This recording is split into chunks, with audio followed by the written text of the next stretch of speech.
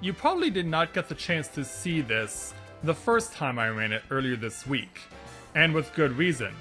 Those who give it a shot to try and reach the very pinnacle of this very difficult obstacle course usually find themselves falling back to the bottom.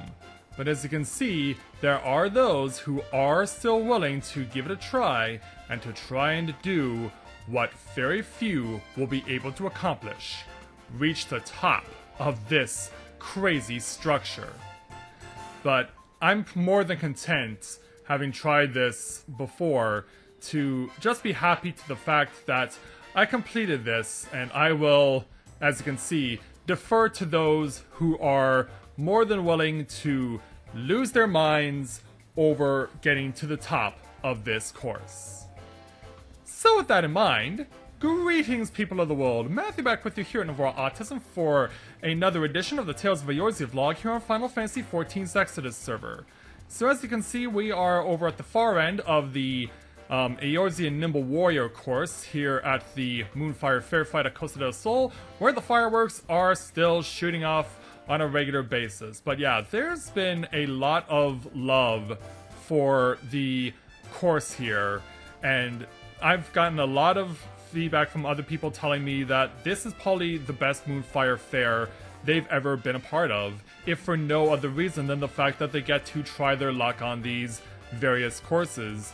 And of course, given that you're not required to do the quest itself in order to challenge from the very bottom and make your way ultimately up to the top, I mean, yeah, you definitely have incentive to not need to be in line with the quest in order to accomplish what you need to. I mean, you can see this Rogan fellow behind me just keeps falling off over and over again, but yeah, it's been the same for me. Like, I've only been able to get up to the next tier above the one where I'm currently staying, the one where Pobiano is at the end, where you can get your reward from her.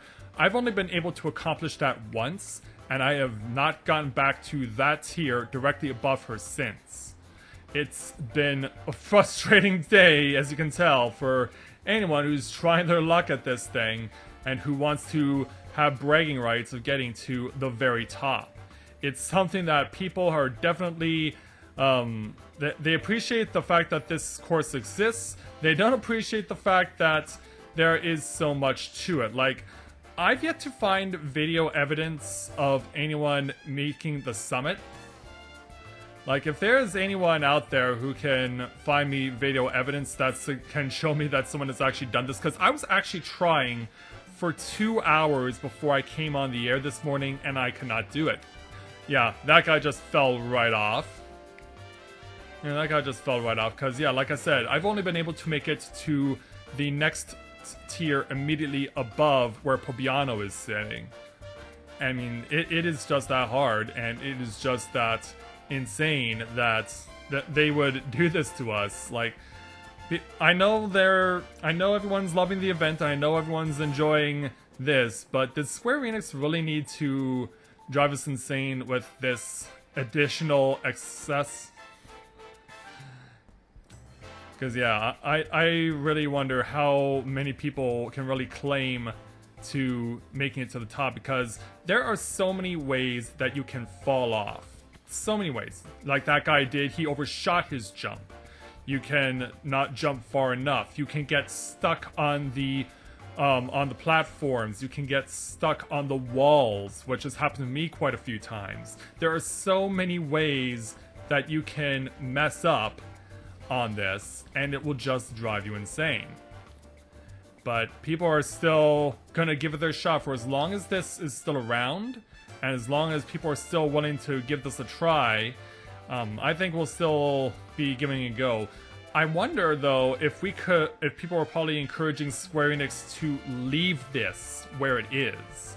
I doubt that would happen, but it would certainly be crazy if Square Enix did exactly that and just left this thing where they found it. And we get to try and climb this thing as a way to bring more people over to Costa del Sol, because really the only time you ever really need to come to Costa del Sol is for the main story, where of course within the Realm Reborn storyline, you come here to go on the beginning of the fetch quest to get the stuff you need for the Company of Heroes, which allows you to gain access to the battle with Titan. But after that, like, there's not really much for Costa del Sol to speak of. Like, yeah, there's the beaches, and yeah, you have the islands with everything here.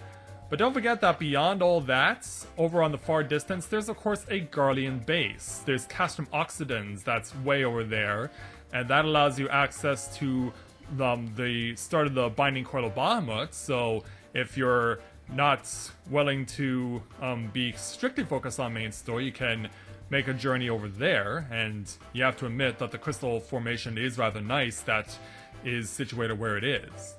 But yeah, I think a lot of people would really want to see this structure remain here until after Moonfire Faire is over. I think that once this thing is over, people will still want to see this thing remain on this island and give people something to climb, give people a reason to remain here at Costa del Sol long after Moonfire Faire is over, because if this event is as enjoyable as everyone has said that it is, and I agree with them, then this thing should stick around. I would like to see this thing stick around so that people have more reason for being here, give them a fun little platforming challenge, because that's the one thing that you never really see in an RPG is platforming. Platforming is one of the things that is just one of the rarest things you find in an RPG. Because, especially when I find games where you would not expect platforming, like, for example, the original Double Dragon for the NES.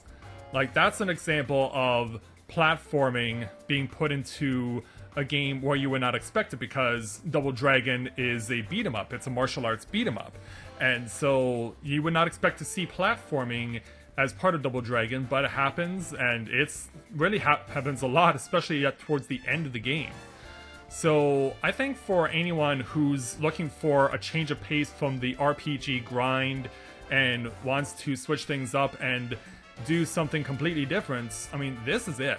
This is the thing that can definitely get a claim to being something that can switch things up and give something for people to do other than just RPG grinding.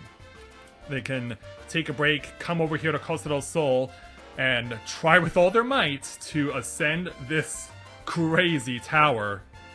I mean, yeah, we can be satisfied with finishing the quest and saying that we got the reward from Pobiano, but with all the people who are still wanting to try their luck at ascending this tower, I think there's a good argument for leaving it when the Moonfire Faire is finally done.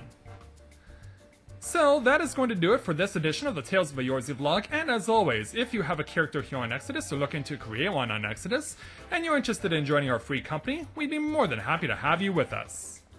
So, as the people continue to make their ascents, thank you very much for watching, and until next time everyone, this is Matthew at Navora Autism, saying take care, and I'll see you soon.